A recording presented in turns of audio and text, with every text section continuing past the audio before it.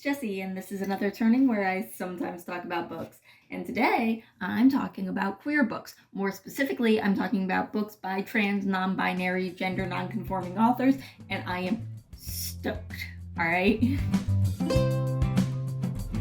It is March 21st, which kicks off the Trans Rights Readathon, which is a week-long readathon of reading trans books, non-binary, trans, inclusive. I forgot to say it in my intro, so I'll say it now, that for the Trans Rights Readathon, in addition to it bringing awareness to trans identities, non-binary, agender, gender non-conforming identities, and promoting voices of those peoples by promoting their books, things like that, this is also meant to raise money. So for my part, I'm going to be donating a undetermined amount of money. My minimum is going to be based $10 per book I read for this, so you'll have to watch the video, see how many I read this weekend and the rest of the week, which will be up on my Instagram. I'll do a wrap up on my Instagram. But minimum of $10 per book I read to a charity that at this moment I don't know what it is. I'm still doing research, but the description of this video will include a link to whatever charity I decide to support. I'm deciding between two in the DC area. One is called Smile with a Y, and the other one is named after a woman. It is something House. But both are organizations that help displaced queer youth. If you have a little extra money to spare, I would recommend checking those out or finding another local organization or a personal GoFundMe and giving a little bit and helping somebody out. And if you can't financially do that, that's okay. You can continue to promote trans voices and share resources and spread love that way. All right, back to the video. I'm just gonna vlog for the weekend because I have kind of a fun weekend, but hopefully a lot of time to read. So I'm hoping to get through 3, maybe 4 books this weekend. It's really ambitious and it's not gonna happen, but I'm gonna do my best. So here is the big stack of some of the books I have, plus I have like 3 more just on audio that I'm like hoping to choose from. In a second, you're going to see me trying a chapter of all of them, except for this one, because I only have it physically, so I'm going to read it in the bath, probably tomorrow. And I got to pick one to read because I have work today, but it is a PD day, which means I'm commuting on the train instead of driving, which means I have time to actually sit and physically read a book instead of just doing audio. So check out my try a chapter, and then I'll tell you which one I'm going to pick for reading today. Model Home by Rivers Solomon. Read for you by Gabby Beats.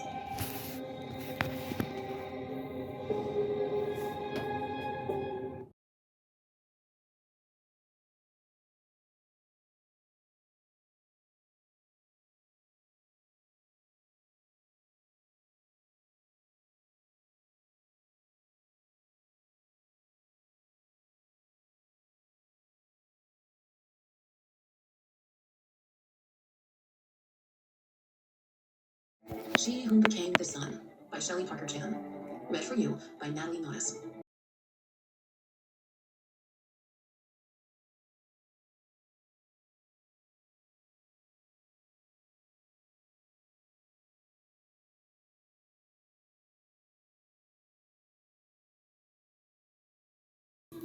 William Morrow and Harper Audio present Black Goddess Singer.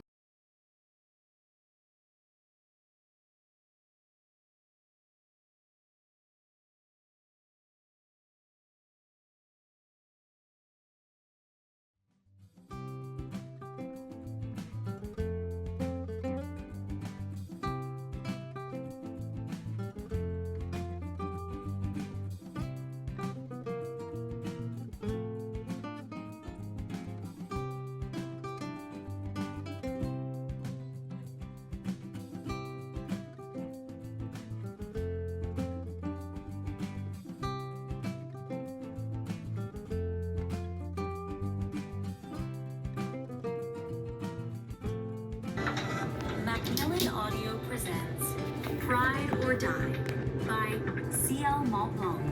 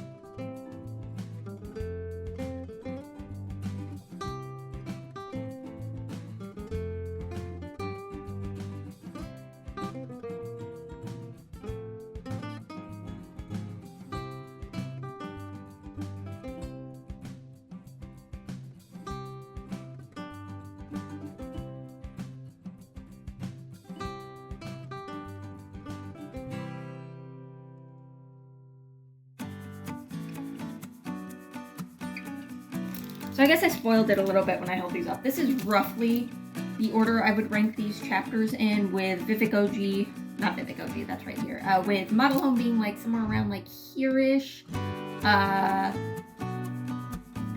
She Who Became the Sun being kind of lower, but also that one's not fair because I've read the book already, so it was really hard to judge, and I think I was overly harsh on it because of that. And Pride or Die definitely being at the bottom, but I'm sure that one's going to get good, and that's probably another one I'm going to prioritize. Which kind of leaves me between these two to read, although that's very good. But this one can wait. Definitely going to go between these two. This was probably my favorite, and I really am in a romance mood, but I think I'm going to save this for later in the weekend where I can just kind of sit and binge it, although this is a chunky romance.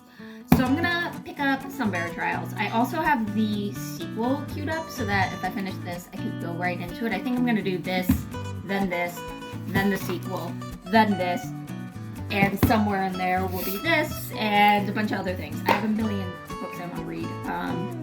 A lot of these are books that have been on my TBR for so long, and I'm excited to finally be getting to them. Anyway, so I'm going to start with the Sunbearer Trials. I don't remember exactly what this is about. I know it's about gods and a competition. I only read the prologue of this, which was about the gods and kind of the forming of the world. But there's some sort of competition, and I know our main character is trans, and for some reason I have a distinct memory that there's something to do with his wings. But I don't remember what. But anyway, I'll be reading this first, Sunbearer Trials by Aidan Thomas.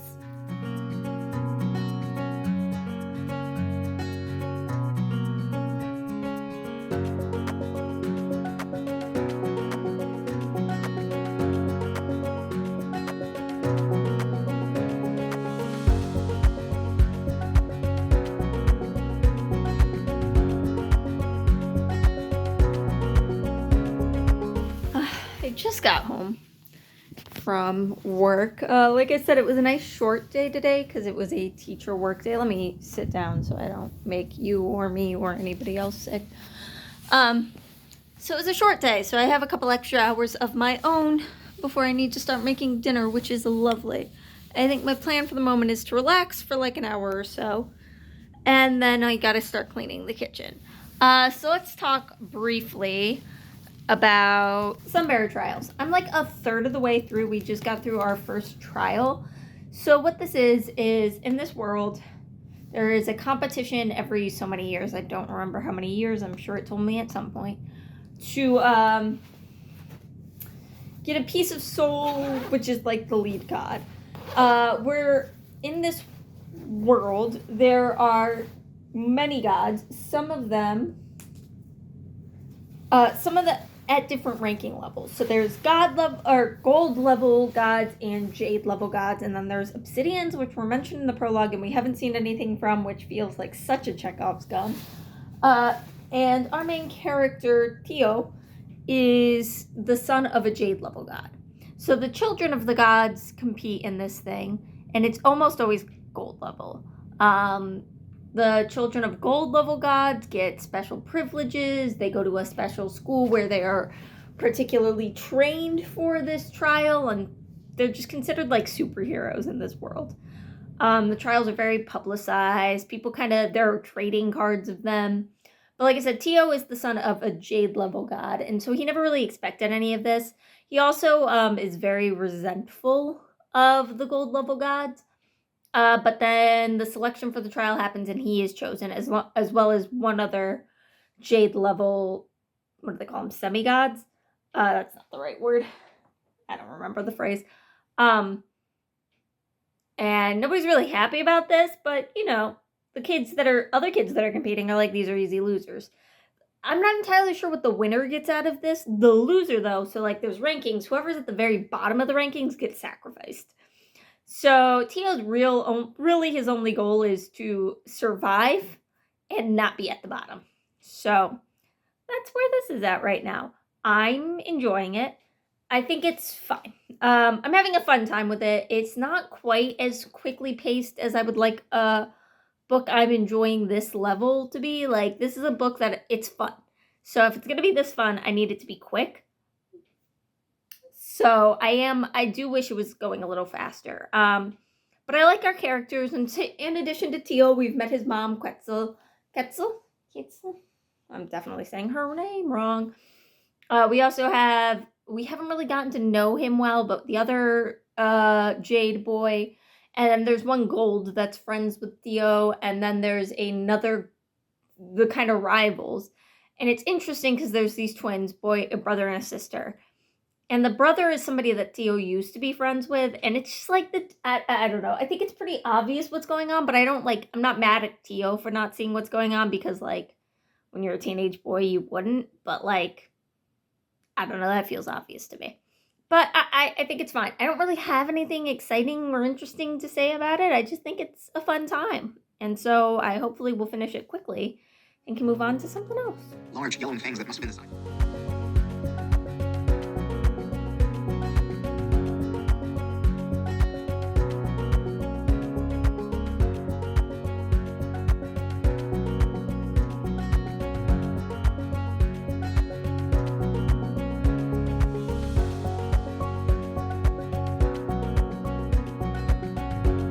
I did manage to finish the Sunbear Trials today, but it's late.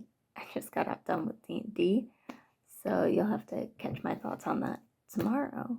But I might be able to start A Lady for a Duke tonight. Good morning. Yes, I sleep in the same shirt I wore the day before a lot of the time if I go to bed late. I was gonna change, but it felt like lying and it felt unnecessary. So Sunbear Trials. This is good. That said, I didn't love it. This is only his eggs, by the way. I'm making some breakfast. Most expensive breakfast in the North America at this time, I believe. But yeah, so it's not bad. It is. I don't want to give the impression that this is like a bad book by any means, but I'm finding that when I think back on it, I'm remembering the things I didn't like a lot more than I'm remembering any of the things I did like. Now, is that the book's fault? No, I don't think so. I think that's just maybe me. Maybe I'm in a mood. Maybe it's... I don't know, but I didn't love it. Let me get some bread toasted and I'll be right back. So, here's some things I didn't like. Gia's character. Unclear, undecided, I guess is the better way to put it, is just an obstacle for Tio most of the competition. Literally, he is just there to make Tio and his friend, whose name I can never remember, struggle more. Like, that's it. And that's kind of uninteresting to me. I have so many questions. The score for the ranking, completely unclear. Like, if you think of something like, I say like the Hunger Games, but that's an obvious one because the winner is the only one left alive. But like, if you're gonna do these trials, I need to understand what they're being judged on more. Like, we have a race, but it's not really a race. Who comes in first isn't really the winner. You're collecting these things, but whoever collects the most isn't really the winner, you know? I needed something a little more concrete. I have so many questions about the world, but there is a lot that I do really, really love about this, especially in its representation for queerness. I really like the ways, I mean, this is very, what's the word that I want? Queer normative, that's the word, world. Like, there are gender affirming ceremonies for people that come out as trans in some way. There is widespread access to HRT.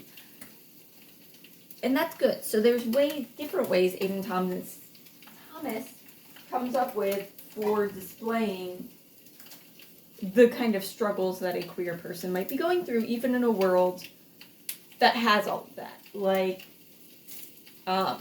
Tio's wings being what gives him dysphoria, or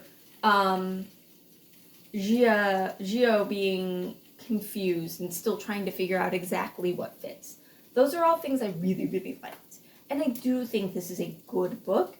if you were not somebody looking for something deeper. Like, I think there's such really good ideas here. Like, the idea of, like, I mean, I know superheroes have done this all the time, but the idea of the gods of your world being, like, celebrities is fascinating, right? Like, that there's reporters harassing them. There are trading cards. Like, that's so cool, and I want more of that. So, it's really good. It is objectively very, very, very good. But for me, it was just fine. Which is amazing. I have to acknowledge that YA fantasy just isn't really working for me anymore. And it really hasn't for a while. But I keep pushing through to read more of them because they sound so good.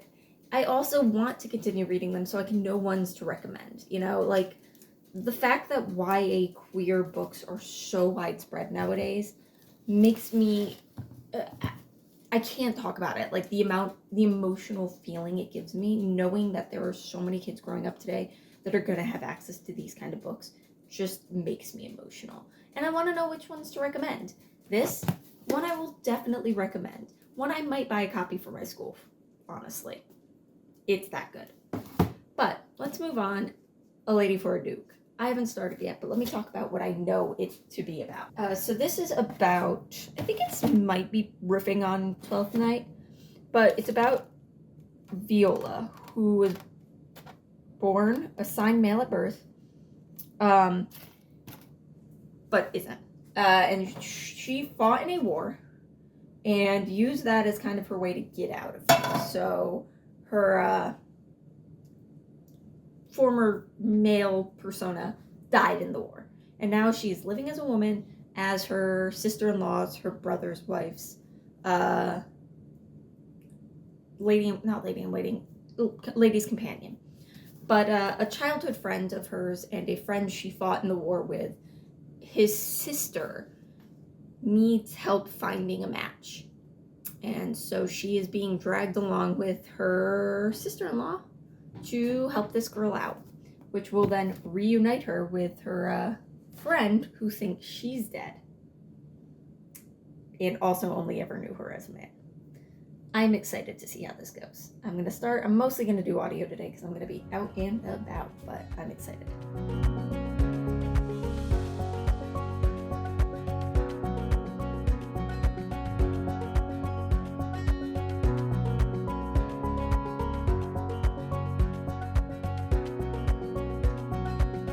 So I just got back from like 6 hours of volunteering at a farm. We planted like over 100 nut trees, different nut trees, chestnuts and hazelnuts primarily. And it was a great day, but it was exhausting. So I'm gonna draw myself a bath and do that in a moment. But I did not start A Lady for a Duke. I forgot my earbuds, so I couldn't listen to anything. So I found the ebook from the library. I got the ebook copy of Model Home, and I read that on the drive there and back. I'm about a quarter of the way into it, and it is interesting. River Solomon as an author fascinates me because the range they have is just incredible. Like, I've read 2 of their works. They have a 3rd book that I DNF'd. It was sci-fi. Sci-fi doesn't really tend to hit for me. But The Deep and what's that other one called? I can't think of the name of their other book, are so vastly different. And this is, again, so different from that. So in this, we're following Esri, who is gender fluid, I think. We see Zur at different points in time in her life, and Z uses different pronouns at different points. So I'm not quite sure if Z is gender fluid or if this is a journey before Z figured out the gender and gender expression and identity that fit for them. I haven't quite narrowed that one down yet, but we get flashbacks and the present day. And in the present day, Z is going home. And we know that there is something wrong with the house, that it tortured Zur and Zur's sisters, 2 younger sisters, and family, and that it was just a horrible upbringing. Also, this complicated relationship all 3 siblings have with their mother is really at play.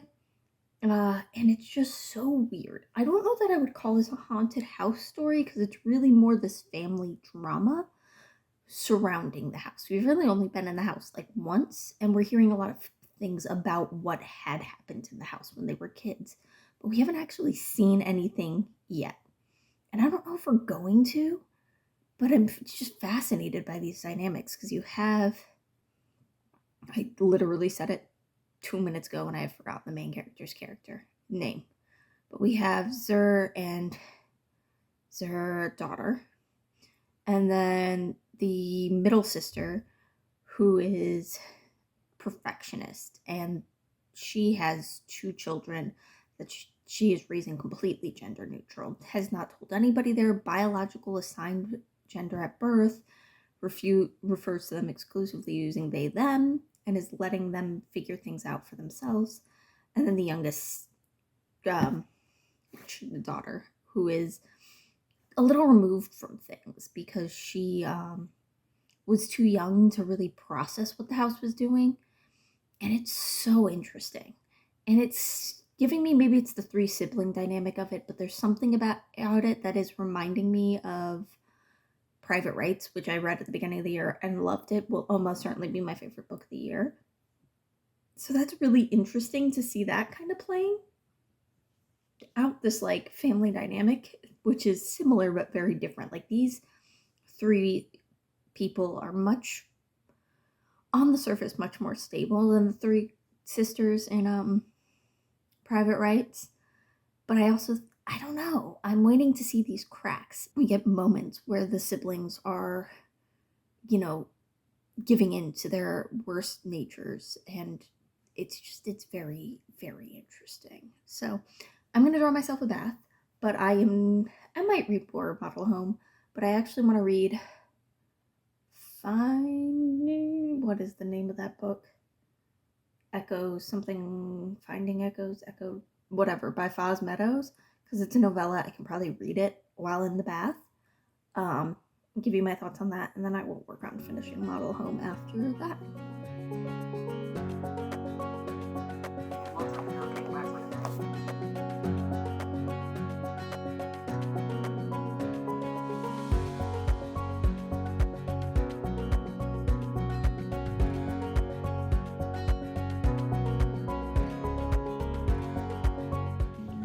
Hello. I didn't actually finish a single book yesterday, and we'll talk about that in just a second. Today I am out for a little bit of a walk because it is a beautiful day. It's not nearly as windy as it's been the past couple days, which is really nice. It's still chilly, but it is sunny and beautiful, so I'm enjoying that. And then after that, I'm gonna go grocery shopping because I need to eat something tonight and don't have anything ready. Also, I'm trying to plan for Passover, so I have a list of some of the like non-perishable stuff I can get for that. So like some herbs I don't have, things like that. More matzah because you can never have too much, things like that. So Model Home, I'm about 3/4 of the way through, like 70-75%. I'm still really liking it. It's interesting because the thing that is striking me most about it, and this is definitely, it's definitely part of the point, but not the main point. Somebody's coming. Give me a second. So yeah, this is a book about overcoming trauma and breaking cycles of abuse. Like Esri's so concerned with not being their mother, with raising Elijah differently.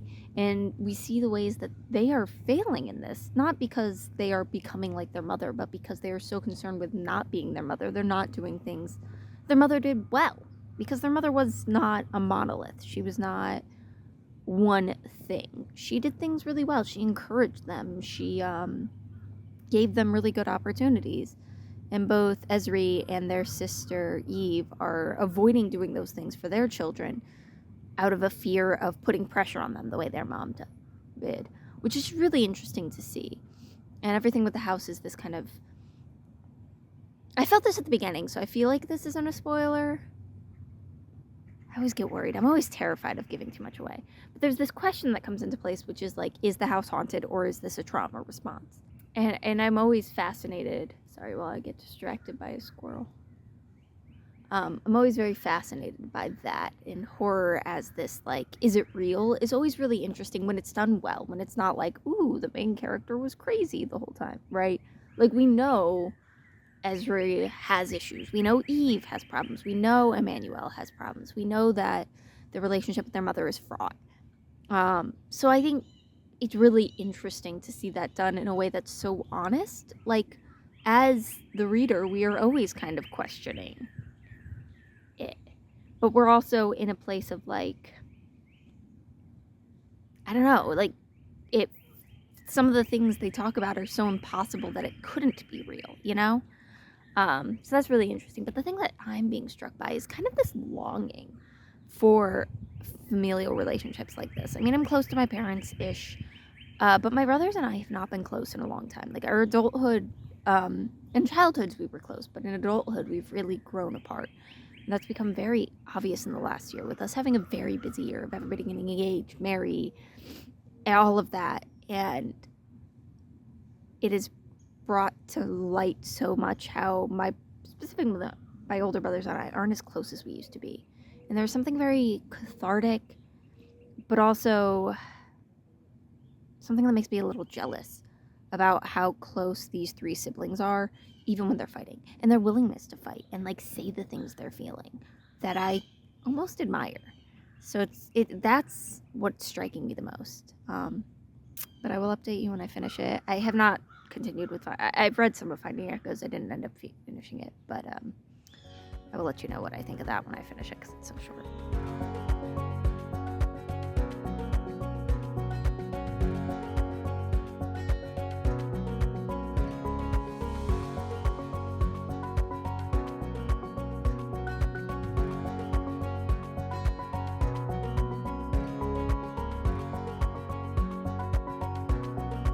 I finished Model Home. I've also finished my grocery shopping, and I'm on my way walking home now.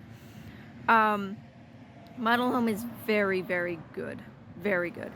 I don't know that I have really anything more to add on what I've already said. I think the ending, I have two thoughts about the ending. I think the very ending, like the actual final end of it, is very good. I think it kind of handles trauma and how to move past it without, I think it handles things well. Throughout it, we've gotten moments of Ezri talking to their therapist, and there's this kind of final moment of, okay, reframing your life. Reframe what you're going through.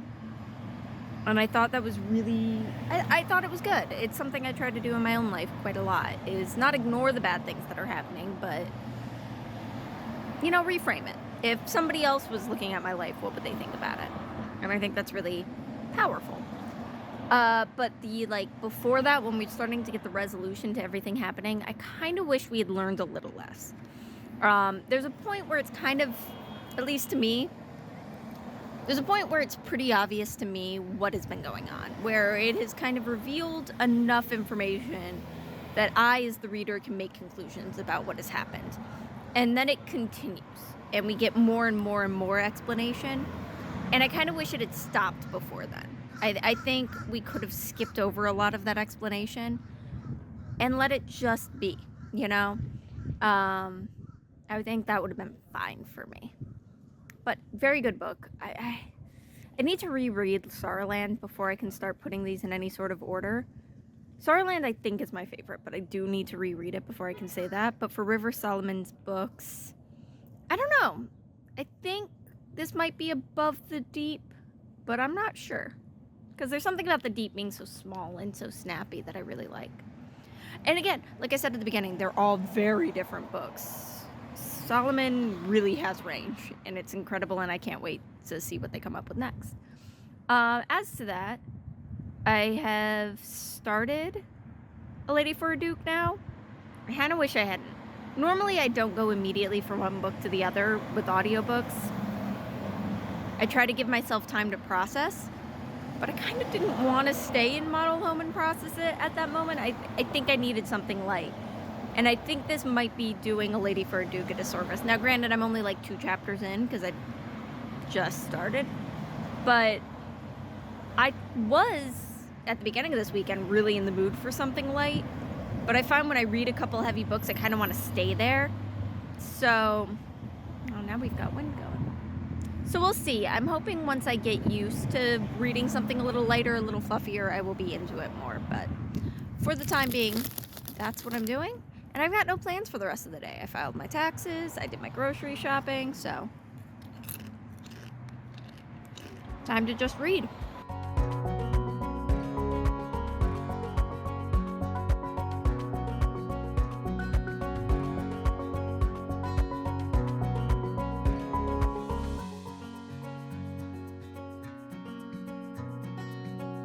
Alright, I'm a third into A Lady for a Duke. 150 pages in. And before I say anything else, I say again, this book is too long. I should be halfway through at 150 pages, not a third. But we'll see what Hall has to do with that. So I think I already kind of gave the premise. Is Viola is a trans woman, fought in the Napoleonic Wars, and faked her death so that she could come back as the one she wants to be. She's now working as her sister-in-law's lady companion.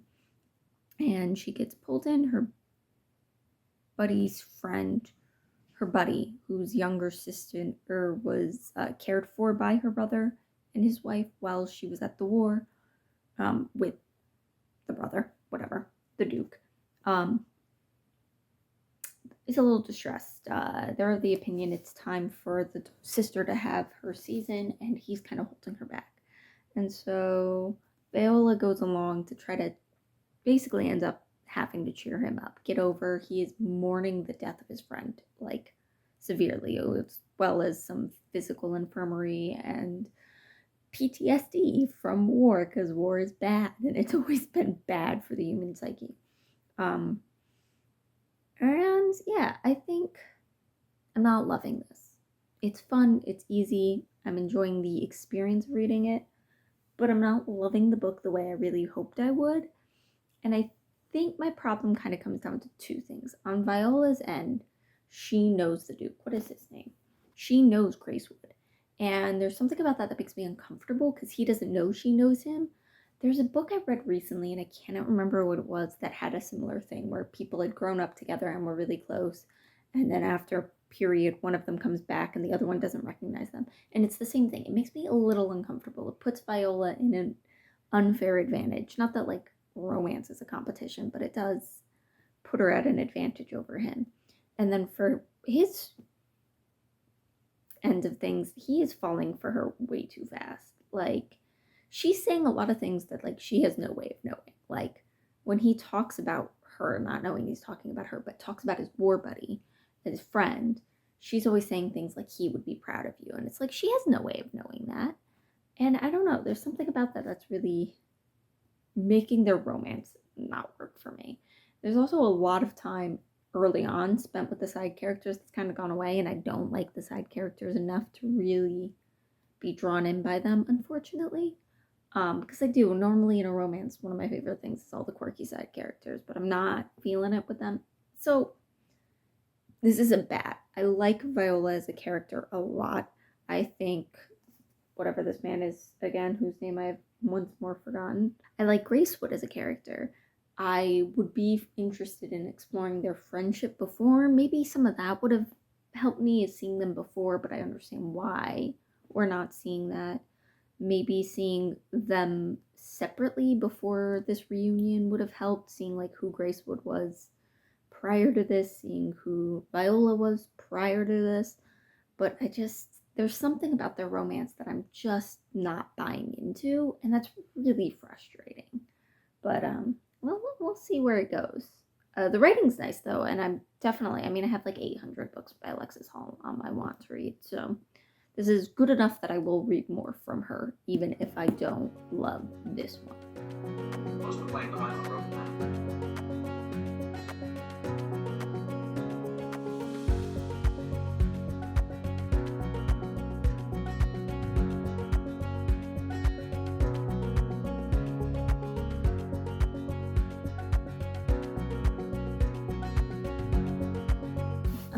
I'm just going to quickly re-record my outro for this because obviously this video did not go up on Thursday like I wanted it to. My computer hasn't been charging, so I haven't been able to edit the video. So I'm working on that, getting that fixed. So I figured I would just give you my overall thoughts on everything I ended up reading this week. So first off, I finished the Sunbury Trials. You saw my thoughts on this. It's fine. It's definitely good for YA audiences. I just had so many questions, like so many. So it didn't really quite work for me. Kind of a 3.5, I think is what I have. Yeah, like a 3.5 for this one. Good, just didn't really do for me what I wanted it to. Then I read Model Home by River Solomon. This was fantastic. I think this might be a 5-star, if not very high 4.5. I don't remember what I ended up giving it, but I liked it a lot. Very good. Then after that, I did Finding Echoes by Foz Meadows. This is fine. I like the style enough that I would be interested in reading more from the author, but the world building was just a little too dense for this short of a book. I could not. I spent 2/3 of this book being like, what is going on? What is this thing? And to be fair, you don't need to know any of those things, but then my question becomes, why did they set it in this fantasy world instead of making this set in, I don't know, Boston? Yeah. After that was A Lady for the Duke, which I didn't finish in this vlog, but did finish shortly thereafter. And this was fine. It's just way too long, and I never really felt chemistry between the main characters. It was very insta-love, and then it was like 2/3 of a weird third act breakup, and then the last part was just way too long of a very dramatic conclusion. And I just unfortunately didn't love this, but I like the writing style enough that again I think I would be willing to read something from him. So again, about 3 stars. And then I read the sequel to the Sunbury Trials, Celestial Monsters, and I still didn't love it. I think if I was reading either of them as a standalone, I like them about the same. But as a sequel, I kind of didn't love Celestial Monsters. There was kind of a big jump in characterization from the end of Sunbury Trials to the beginning of Celestial Monsters. There was a lot of weird skips in character relationships. Like, there's a spoiler. It's obvious that Aurelio and Tio like each other. I think that's obvious. That doesn't feel like a spoiler, and if it is, I apologize. But that feels obvious to me. But they had this big falling out in their childhood, and we never see them reconcile it. Like, that's an example. But I did get a lot of answers to a lot of the questions I got, but it felt more like checking off a checklist. It was like, here's how people think about the gods. Here's, so probably a 3-star, but I think lower than Sunbury Trials. Currently, I'm reading 2 things that I'm probably not going to finish before the end of the vlog, but I'll tell you about a little bit anyway. I'm reading The Death of Vivicoji. I am not far into it. I can't find my bookmark right now. I really like the writing of this. I don't know how I'm going to feel about the book overall. Beautifully written, but not really gripped by the story in any way. And the other one I'm currently reading is Real Queer America by Samantha something. I want to say Samantha Shepland, and I know that's wrong. And that one I'm really liking. It's a nonfiction about the author is a trans woman that grew up in a lot of red states, Utah, now living in Florida. And she and her wife made the decision after the 2016 election not to move. They talked about it and decided not to. And so now she's doing this road trip traveling to other red states and meeting with queer people and talking to them about what it's like living there and why they choose to do so. And I'm just very intrigued by it as a queer person that has grown up in some, not necessarily red states, but some very conservative areas. It's something that intrigues me, and especially because I'm very drawn to those areas, even though I'm not living in them. And I don't know if I would actively make the choice to, although my partner and I are currently talking about maybe West Virginia one day. So I don't know. I'm very intrigued by it, and how I'm hoping it kind of goes into like how you find community in those places and things like that. But that is this. I am donating. I was going to go based on views, and then I posted a community post. I got like very little interaction because nobody cares about community posts. So I'm just going to donate $100 each to 2 charities that'll be listed in the description because I can't think of their names right now. And I would encourage you to also donate and support a local or other trans organization, trans charity. If you know ones that you think are good causes and that people should support, go ahead and leave them as recommendations in the comments. That's going to be it from me. I love y'all.